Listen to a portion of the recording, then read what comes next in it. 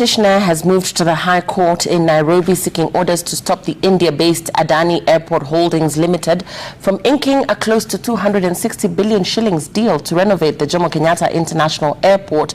The petitioner, Isaac Lango Guyo, has asked the court to declare the entire transaction as unconstitutional, null and void for failing to adhere to the principles of transparency, accountability and public participation.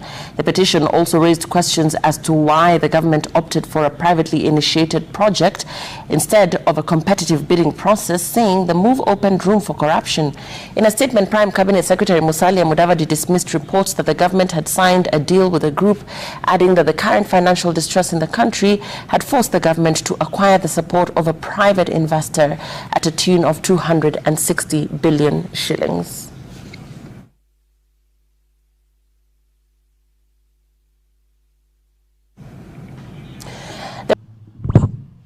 Your Excellency, how can we sell our airports? What is it? How can we take 14 airstrips and give them to an Indian company? Nobody knows the agreement and what has been signed. We have 5,000 employees with the Kenya Airports Authority and nobody knows where these people are going to go. It's not okay. Tell the president we have no issue with him. We only have a problem with his policies. Our country needs to be taken care of. We are not taking care of our country. Jambo la pili. Into any PPP as a person, as a cabinet secretary, and I have not in any way sold the airport.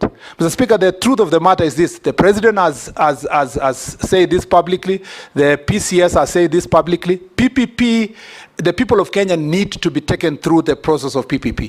A PIIP proposal, which is the case of Jomo Kenyatta International Airport, that is privately initiated proposal. Mr. Speaker, which is part of PPP. Mr. Speaker, is not the first one. The first PIIP, Mr. Speaker, in this country was the expressway. The expressway was through a PIIP. The government evaluated it. They found a proper contractor. Now we have expressway with a contract period of 30 years, transferable back to the people of Kenya once the road is used and maintained. Mr. Speaker, the difference between the expressway and the airport is that there was a proposal. And this is not just one proposal. People keep coming with proposals. Some are serious, some are not serious. Some you invite them to come for meetings, they don't come. When a PIIP proposal has been done, the contracting authority, in this case Kenya Airports Authority, goes through a preliminary process of establishing the viability and the verifying the existence of the company, the capacity and so forth. Once they do the preliminary process, Mr. Speaker, as the case is in Jomo Kenyatta International Airport, that process now moves to PPP committee. PPP's direct. Welcome to the bold analysis. The Jomo Kenyatta International Takeover Deal that the government of Kenya is entering with an ADANI group of companies from India, a conglomerate from India. Really, if the government is honest about it, then they must lay all the facts on table. But the policy of just dropping details bit by bit is one of the strategies to pacify the public. But I want us to look at the key details in it. What is emerging? We've always said in this country that government cannot have monopoly of ideas. There is nowhere written that it is only government that is the custodian of super ideas. So it cannot be all of us, everyone else is wrong, except the government. Just hold that. Look at this nation have a story, and this one here. Sorry, I think my voice is distorted, but I think I'll regain it. ADANI targets luxury hotels and other development on 30 acres near JKIA. This story is detailing some nitty-gritties of ADANI Deal. And before, I want to unpack this. But I want to really get the side of the story that is I normally buy. We're all in agreement that Jomo Kenyatta International Airport had been making losses. As to whether these losses are artificial so that government can pump in money is something else. I've seen some audit reports saying, some good auditors have been saying that Kevin, Jomo Kenyatta doesn't make losses. What is it that there is a merger, there is a clique of cartels within JKIA that works with the government that must report losses even though they make profits so that government can pump in money there. Through government pumping in money there, that is how some people are also making a kill. But of course, just without that, going by what for the last 10 years we've been told is that airport has been making losses. And it's been taxpayers' money to bail it out. It's been taking taxpayers' money to bail it out. So if the new takeover was going to stop the instance of business doing bad and so they would take over and it will make profits as what they project in their report, then to that extent, that box is ticked on the deal. But, or rather, however, you must also listen to the other factors that are being relayed. And let me bring you to this, because the intention of the takeover is to run the airline or to run the JKA so that it can make profit and government stop bailing it. But the new report here is a bit shocking. ADANI Airport Holdings is targeting 30 acres near Jomo Kenyatta International Airport for commercial development, eyeing a five-star resort, and other luxury businesses in its bid to take over operations of Kenya's largest airport. ADANI is saying that they want to build the so-called city-side development, CSD, city-side development with 28 acres to invest in hospitality and of course to retail food and beverage according to a feasibility study. So these are documents from its feasibility study. And this is what they're saying. There is a caveat in it. Now, I just want to get it. Yes. Okay. Yeah. Okay. It is not, they want to take 28 acres near that airport. Now, that might not necessarily be public land. And probably there is also another possibility that there are some developers around the airport, the residential spaces that are running, that are likely to lose their properties in exchange for the ADANI deal. But this is what is not really getting the nod of many. The airport deal was supposed for help in renovation. So it's supposed to be a 30-year-old deal. It's supposed to run for 30 years. But this is where the problem is. The terms of ADANI's city-side proposal are skewed favorably toward the airport operator, with all revenues accrued from the commercial development to be appropriated by the company. So, and this is what is people raising, there are two sides to the deal is twofold.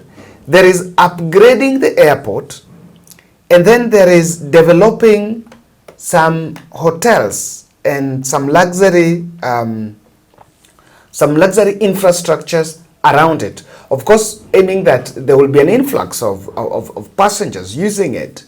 And then from there, that's where they also want to invest. So I don't know, and this is where people seem to have a problem, that you want to take the public land, then build hotels and build those infrastructures, but take all the profit, appropriate all the profit, because on the airport, on the revenue from airport operations, by comparison, will be remitted to Kenya Airports Authority through both a fixed concession fee and a variable payout structure correlating with airport earnings according to Adani's proposal. So, for airport, there is a fee that they will be giving. On the airport deal, there is a fee that they will be giving, concession fee, that they will be giving to Kenya Airports Authority. But on this city side development, they will take all the money. Now, I want you to get more about it.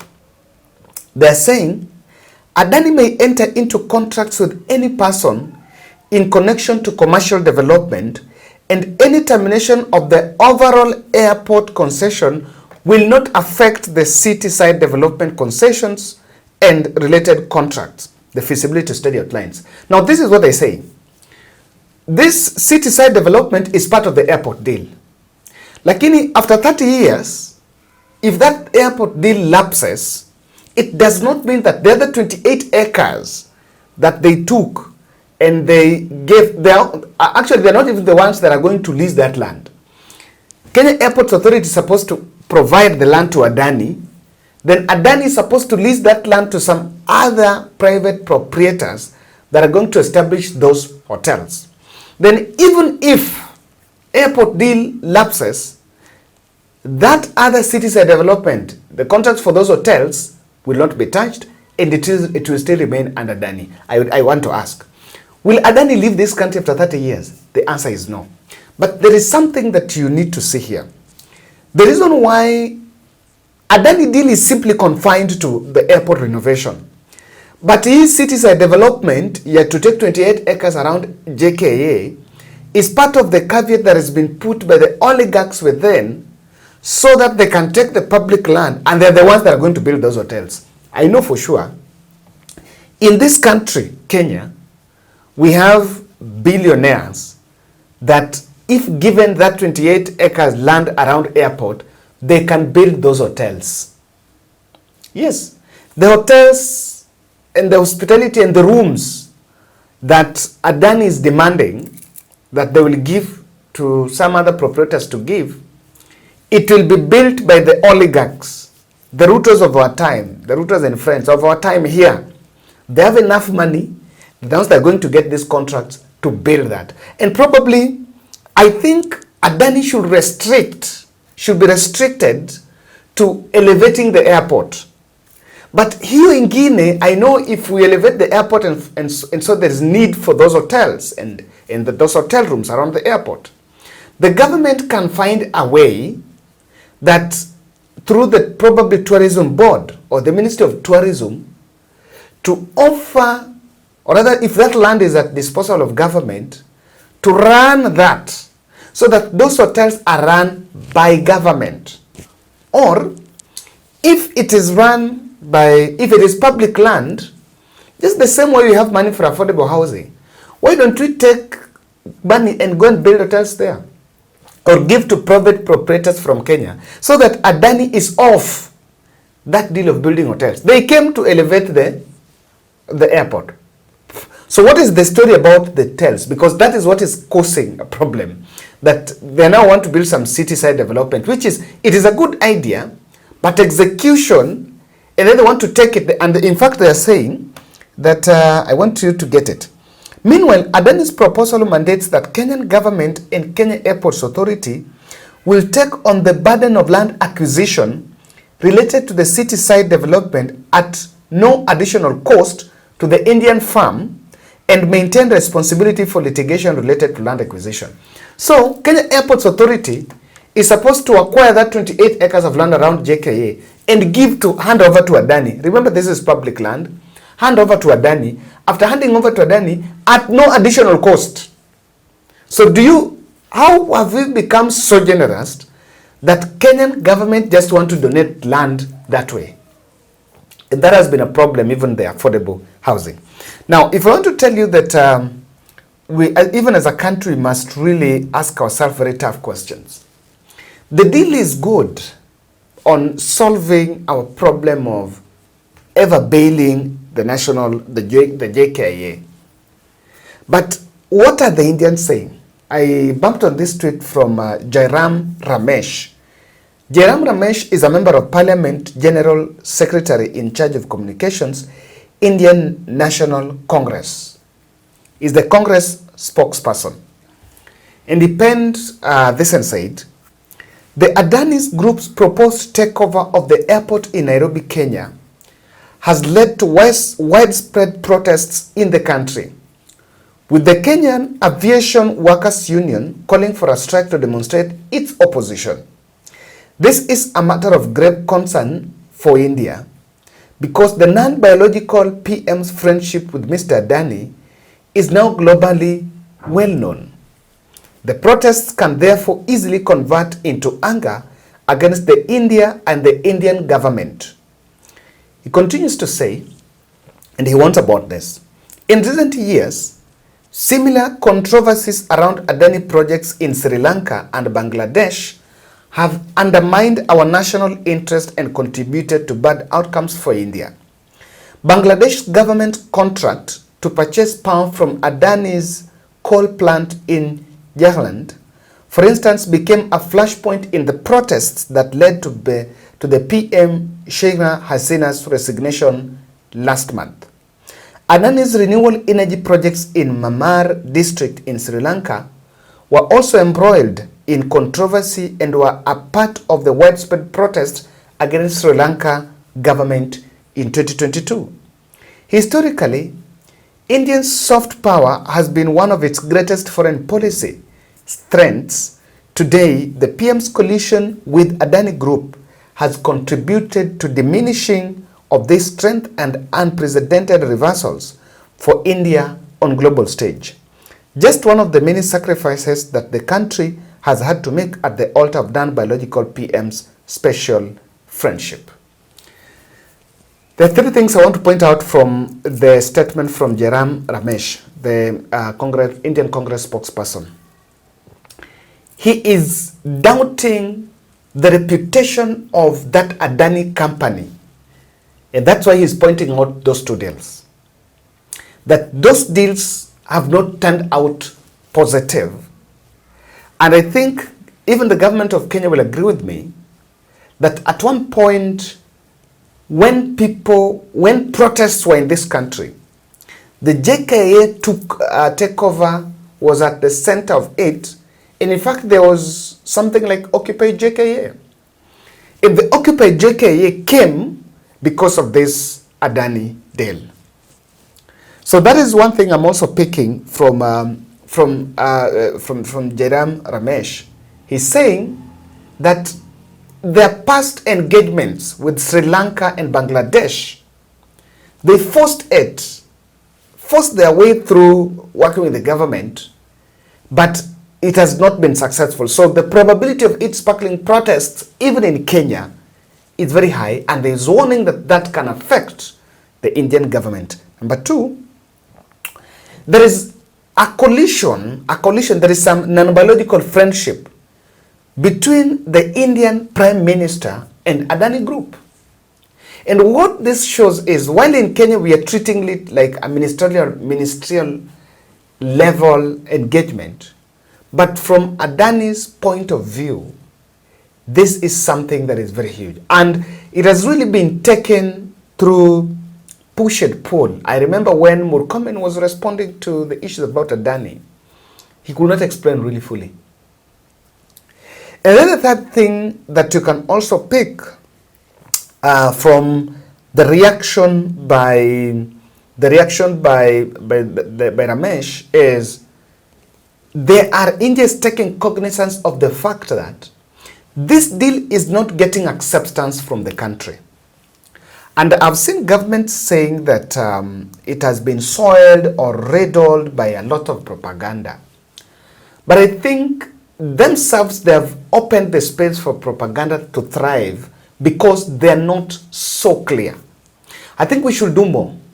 I've seen town halls on education funding model. I've seen town halls on broad-based government. I've seen town halls on a number of issues. If there is something that the president needs to speak about, the way he speaks in rallies about things, these are some of the things that the president really needs to come out and clarify, because there's so many gray areas from it. When I was just doing my research, I bumped on this deal. Go with me to this website. Just Google Egypt Yes. Egypt's Cairo, Egypt CIA and Singapore's CAI to map out Cairo development. Now this is a deal similar to what ADANI is having with the Kenyan government here. Changi Airports International provides consultancy services to develop Cairo's main airport. So Singapore is getting a deal with Egypt, Cairo, to develop the Cairo's International Airport. If you look at this deal, it's very interesting. If you look at, in part of one of the report, Center for Aviation reported that Singapore's Changi Airport International and Cairo Airport Company have signed 2 consultancy agreements to develop Cairo International Airport jointly. The companies will collaborate and implement solutions to improve the overall passenger experience at Cairo Airport. Additionally, they will conduct a technical feasibility study for the development of Cairo Cargo City, planned cargo, new cargo and logistics at Cairo International Airport. Areas of approval: there is a passenger terminal with a current capacity of 3,000 per annum, and there is something they're saying here now. The airport has main building covering around 5,000 square meters, and its land facilities have capacity of 1 million passengers per annum, expandable. It will serve the public as well as petroleum companies, private jets, and air taxi flights. So, if you look at what Cairo has done, what Egypt has done compared to us, Singapore and Cairo and Egypt are getting into signed 2 agreements to elevate and improve that Cairo International Airport. Probably that is what Kenya would have needed. So that because we have flights, we have traffic, JKIA have traffic. So what has not been working? Is it about administration?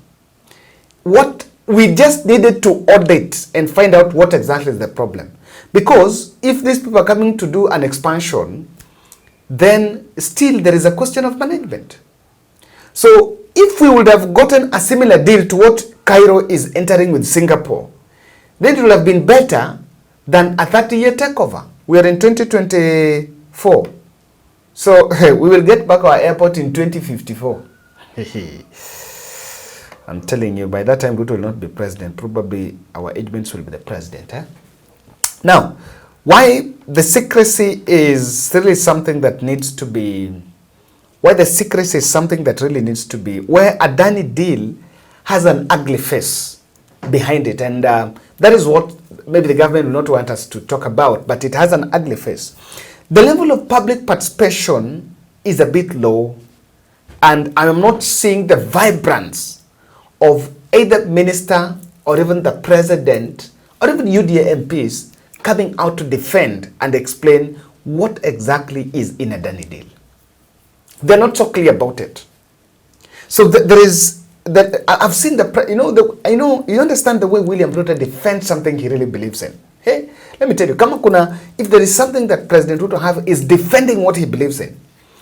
On this one, he's not been talking about it. He's been quiet. 26 billion deal, and the president is quiet. You need to think. The secrecy in such a high-profile deal is questionable. It should be laid bare. And I started by saying, like for example, city-side development, for the last 2 months that people have been talking about ADANI, no one has been mentioning it. Now, the document is being opened bit by bit. So say, if you're complaining about the other things, about the aviation workers that are, the JKIA workers that are likely to lose their jobs because the ADANI is now taking over and they might bring their staff, you might be wrong. Now there is another reason for you to become more angry. Now the city-side development has a pending big land question. Who owns the land? Yes, if it is public land, then we're giving it to ADANI. They're leasing it to private proprietors. They're managing contract. I'm not seeing a caveat of where they will be giving some money to Kenya airports, to Kenya Tourism Board. I'm not saying. Unlike in the other, where there is a fee, concession fee, that is been given to the Kenya Airports Authority. But on the city-side development, you've been given public land. And they're saying at no additional cost. But at the same time, we are not seeing give and take. You're getting land for free to develop. And in fact, if you ask me, it's Kenyan oligarchs that are going to use that land. And that's why they're not putting any caveat for them to pay tax or rather to do any remittance. 4 is prominent figures in government are given beneficiaries in this deal. And that is where we draw the line. When we are the ones that are benefiting, I wonder whether this is really going to be, the objective is going to be achieved well. So ladies and gentlemen, that is my take. Let's meet in the next. Thank you.